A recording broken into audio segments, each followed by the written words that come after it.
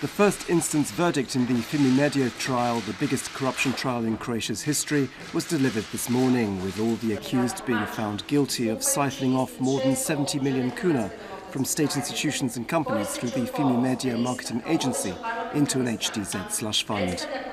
Former Prime Minister and HTZ leader Ivo Sanader was sentenced to 9 years in prison. Former HTZ treasurer Mladen Barišić got 3 years. Former HTZ accountant Branka Pavošević got 18 months. And the owner of the Fimi Media marketing agency got 2 years. Former HTZ spokesman Ratko Maček received a 1-year suspended sentence.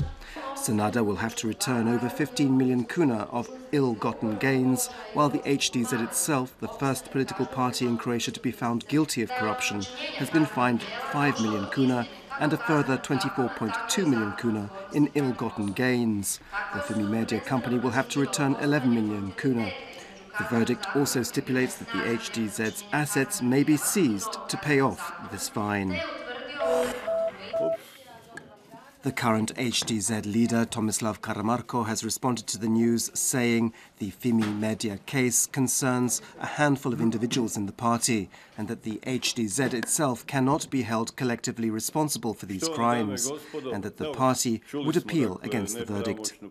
Meanwhile, head of the opposition Croatian Labour Party, Dragutin Lesar, has said that the most important thing about the verdict is that assets belonging to the accused may be seized. Prime Minister Zoran Milanovic continues his visit to Australia today. This morning he was received by the Speaker of Australia's House of Representatives, Bronwyn Bishop, after which he laid a wreath at the tomb of the unknown soldier at the Australian War Memorial. Meanwhile, Defence Minister Ante Kotromanovic was received by the Australian Deputy Defence Minister Stuart Robert, with whom he discussed global security issues and the ISAF mission in Afghanistan. Tomorrow, Milanovic will be received by the Australian Prime Minister Tony Abbott.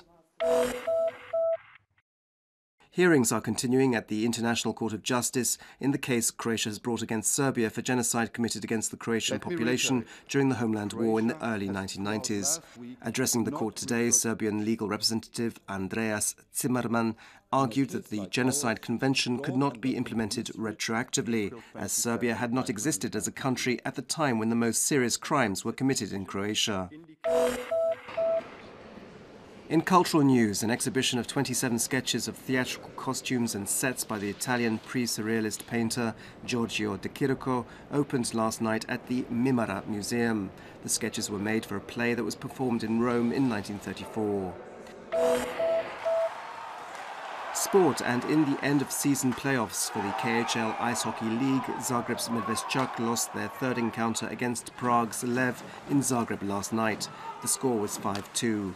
The first team to win 4 times goes further, and so far Lev have won all 3 games.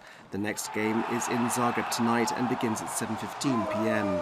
If Medveščak loses this one, then their first season in the KHL will have come to an end.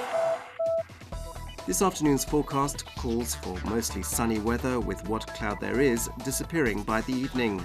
There'll be an occasional moderate northeasterly wind inland, while on the coast there'll be a moderate to strong northeasterly Bura wind. In Dalmatia, the Bura wind will weaken during the day, turning to a westerly and northwesterly, especially on the open seas.